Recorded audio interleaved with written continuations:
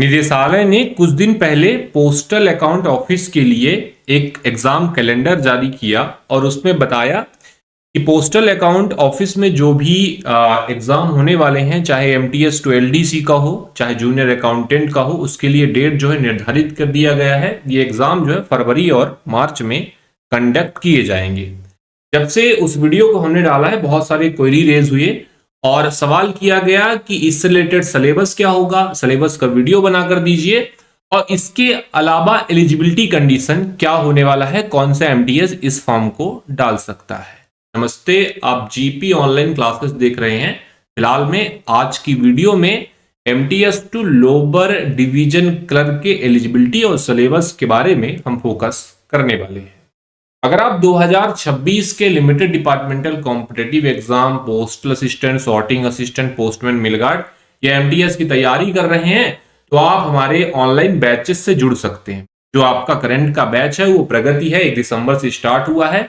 अगर आपको बैच संबंधित कोई भी क्वेरी करना है, स्क्रीन पर एक पट्टी चल रही है, हमारा ऑफिशियल नंबर दिया है, वहां से जाके आप क्वेरी रेज कर सकते हैं। बैच से संबंधित सारी डिटेल आपको दे दी जाएगी। देखिए, सबसे पहले आपको ध्यान रखना है कि पोस्टल अकाउंट ऑफिस 2 तरीके का नोटिफिकेशन लोअर डिवीजन क्लर्क के लिए जारी करता है।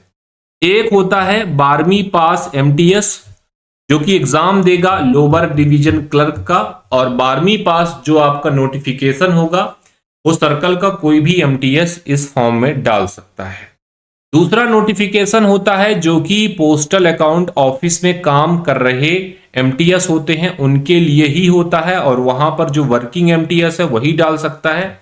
अब इस पे एमटीएस भी आता है और सॉर्टर भी आते हैं। मतलब पोस्टल अकाउंट ऑफिस में कार्यरत जो सॉर्टर हैं और एमटीएस हैं उनके लिए अलग नोटिफिकेशन जारी किया जाता है, और वो लोअर डिवीजन क्लर्क में परीक्षा देकर पदोन्नति जो है सुनिश्चित कर सकते हैं।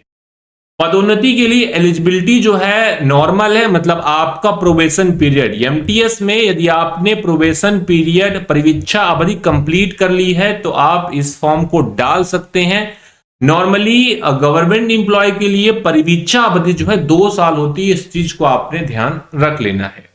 तो बेसिक जानकारी थी जो कि एलिजिबिलिटी से रिलेटेड थी। और 2 टाइप के नोटिफिकेशन होते हैं। देखिए, वैकेंसी कम रहती है, नाम मात्र की वैकेंसी रहती है। यदि आपको जाना ही है, इंटरेस्ट है, तो आप निश्चित तौर पर तैयारी करिए और वहां पर जाइए। एक अच्छा सुनहरा मौका रहता है कि एलडीसी बनते हैं, एलडीसी के बाद आप जूनियर अकाउंटेंट में जा सकते हैं। तो ऐसा नहीं कि अपॉर्चुनिटी नहीं है, पर लिमिटेड चांसेस रहते हैं, क्योंकि देखिए वैकेंसी मात्र जैसे 2 वैकेंसी पिछले 2024 में आई थी। 5% का कोटा रहता है जो 12th पास एमटीएस रहते हैं उनके लिए, और जो वही के एमटीएस कहने का मतलब है पोस्टल अकाउंट ऑफिस में वर्किंग सॉर्टर और एमटीएस हैं, तो वहां के एमटीएस के लिए लगभग 5% और सॉर्टर के लिए 10% रहता है। ठीक है, अलग अलग कोटा है, तो इस चीज को आपने ध्यान रख लेना है। तो वैकेंसी बहुत सारी तो नहीं आती, लेकिन यदि आप इंटरेस्ट रखते हैं तो कंपटीशन रहेगा, आप मेहनत करिए, जरूर से आप जा पाएंगे। अब बात कर लेते हैं कि भाई जो एग्जाम आपका अभी फरवरी और मार्च में पोस्टल अकाउंट ऑफिस में कंडक्ट किया जाना है उसके लिए सिलेबस क्या होने वाला है। देखिए, जितनी भी प्रोसेस होती है पोस्टल अकाउंट ऑफिस के सारे notification, exam calendar, eligibility criteria सब कुछ अलग होता है। इस चीज को आपने ध्यान रख लेना है। पहले भी एक वीडियो बनाया था, उस वीडियो में काफी डिटेल में जानकारी दी हुई है, उसका लिंक मैं इस वीडियो के डिस्क्रिप्शन में डाल दूंगा, उसको जरूर से जाके देख लीजिएगा।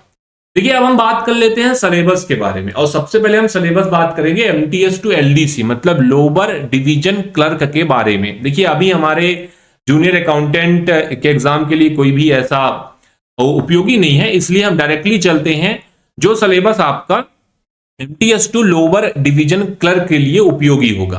अब ये सिलेबस दोनों ही नोटिफिकेशन के लिए, अब दोनों नोटिफिकेशन का मतलब क्या है कि भाई ऐसा नोटिफिकेशन जो पोस्टल अकाउंट ऑफिस के एमटीएस के लिए जारी किया जा रहा है, और एक रहेगा 12th पास एमटीएस जो कि सर्किल में कोई भी एमटीएस है किसी भी कार्यालय में, आरएमएस में, पोस्टल में वो डाल सकता है।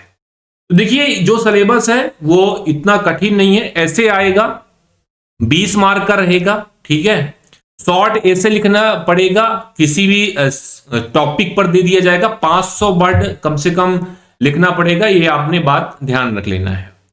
इसके अलावा प्रेसियस राइटिंग होता है। अब देखिए प्रेसियस राइटिंग मतलब सार लेखन, कोई भी टॉपिक है जिसको आपने कम शब्दों में डिफाइन करना है, अच्छे नोट्स में डिफाइन करना है, तो वो 20 मार्क का होगा। ये पेपर 1 के बारे में बात कर रहे हैं, हिंदी या इंग्लिश में ये पेपर जो है होने वाला है, इस चीज को आपने ध्यान रख लेना है।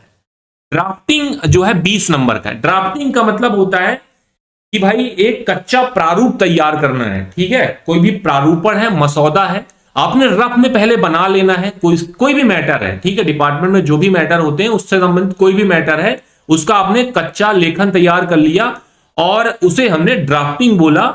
और वो भी एक बैरियस किसी भी सरकारी या अर्ध सरकारी चीजों से रिलेटेड हो सकता है, जो कि 20 नंबर का आएगा। इस चीज को आपने ध्यान रख लेना है। ये 60 नंबर का हो गया, ठीक है। 40 मार्क का आपका ग्रामर आएगा 10th लेवल का, इंग्लिश हिंदी जो कि मैट्रिकुलेशन स्टैंडर्ड का होता है वो आपसे पूछा जाएगा। पेपर 1 की कहानी खत्म हो गई है। एमटीएस टू एलडीसी में इंटरेस्ट रखने वाले कैंडिडेट ध्यान से इस चीज को समझ लेंगे, ठीक है। चलिए अब बात कर लेते हैं पेपर 2 के बारे में। क्वांटिटेटिव एप्टीट्यूड आएगा, जनरल अवेयरनेस आएगा, 50 नंबर का आपका सिंपल क्वेश्चन आएगा, जो भी मैथ के रहेंगे। बोर्ड मास हो गया, परसेंटेज हो गया, सिंपल इंटरेस्ट हो गया, टाइम एंड वर्क हो गया, टाइम एंड डिस्टेंस हो गया, जो भी बेसिक टॉपिक है मैथ के उनमें से 50 10वीं लेवल का आएगा। इतने कठिन क्वेश्चन नहीं आएंगे, 50 क्वेश्चन 50 मार्क का रहेगा, इसको आपने ध्यान रख लेना है। इसके अलावा जनरल अवेयरनेस, करंट में इवेंट चल रहे हैं, ऐसा कोई मैटर है जो कि एक शिक्षित व्यक्ति जानता है, सिंपल क्वेश्चन आएंगे, 50 मार्क के रहेंगे, इस चीज को भी आपने ध्यान रख लेना है। यह आपका 100 मैक्सिमम मार्क होगा। तीसरा जो पेपर होगा भाई टाइपिंग जो है, थोड़ा सा इस पर आपको टफ लग सकता है यदि आपने कभी टाइपिंग नहीं की है तो। देखिए मिनिमम स्पीड जो है इंग्लिश में 35 वर्ड पर मिनट और हिंदी में 30 वर्ड पर मिनट आपको आना चाहिए, तब आप जो है इस एग्जाम के लिए क्वालिफाई हो पाएंगे। इस चीज को आपने ध्यान रख लेना है। 3 पेपर होगा।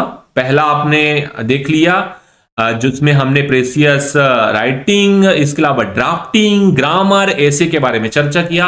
दूसरा पेपर क्वांटिटेटिव एप्टीट्यूड हो गया, जनरल अवेयरनेस हो गया, उसके बारे में चर्चा किया। और तीसरा जो पेपर होगा वो आपका टाइपिंग का होगा, जिसके बारे में हमने चर्चा कर ली। और ये जो है MTS 2 lower division clerk, lower division clerk जो है ये 1900 ग्रेड पे का होता है, इस चीज को ध्यान रख लेना है। देखिए इतना कोई बड़ा होता नहीं है, बट अपॉर्चुनिटी होती, इंटरेस्ट होता। बहुत सारे लोग बोलते हैं कि भाई मुझे तो पोस्टल में काम नहीं करना, आरएमएस में काम करना। कुछ लोग बोलते हैं आरएमएस में काम नहीं करना, पोस्टल में करना है। कुछ लोग बोलते हैं दोनों जगह नहीं करना, मुझे पोस्टल अकाउंट ऑफिस में काम करना है, जहां पर आपकी 10 से 6 की ड्यूटी करनी है। तो अगर आपको इंटरेस्ट है तैयारी करिए। ऐसा मत सोचिए कि वैकेंसी का में तो सिलेक्शन होने का चांसेस नहीं है। देखिए बहुत सारे लोग अवेयर नहीं है, जब से ये कुछ सोशल मीडिया प्लेटफॉर्म हो गए, ये सारी चीजें आपको जानकारी मिल जाती है और जीपीए ऑनलाइन क्लासेस जो है इसमें अग्रणी भूमिका निभाता है। फिलहाल में इस वीडियो में एमटीएस 2 लोअर डिवीजन क्लर्क के नोटिफिकेशन, एलिजिबिलिटी और इसके अलावा सिलेबस संबंधित पूरी जानकारी आपको दे दी है। अभी भी कोई कंफ्यूजन है तो कमेंट बॉक्स खाली है, वहां पर जाके जरूर डालिएगा। अगर आप 2026, क्योंकि 2026 का एग्जाम नजदीक आ रहा है, आने वाले कुछ समय में आपको एग्जाम कैलेंडर निदेशालय की तरफ से सीधे देखने को मिल सकता है। तो आप अगर 2026 के postal assistant, sorting assistant, postman, mail guard, multitasking staff के एस्पिरेंट हैं, तैयारी शुरू कर दीजिए। देखिए तैयारी का बेहतर समय चल रहा है। आप सोच रहे हैं कल से स्टार्ट करूंगा, परसों से करूंगा, परीक्षा का डेट आएगा तब करूंगा, ऐसे करते करते कितने महीने बीत जाएंगे और आप तैयारी नहीं शुरू कर पाएंगे। तैयारी का बेस्ट तरीका है, समय अपने आप को दीजिए, प्रैक्टिस करिए, लगातार अभ्यास करिए, सफलता जो है जरूर से आपके कदम चूमने वाली है। वीडियो पसंद आया लाइक करिएगा, चैनल को सब्सक्राइब नहीं किया है रेड वाले आइकन को दबाकर चैनल को सब्सक्राइब कर लीजिएगा। एलडीसी नोटिफिकेशन, सर्कुलर, रिजल्ट या फिर कोई भी मटेरियल सबसे तेज पाने के लिए। इस वीडियो में इतना ही। जुड़ने के लिए आप सभी का धन्यवाद।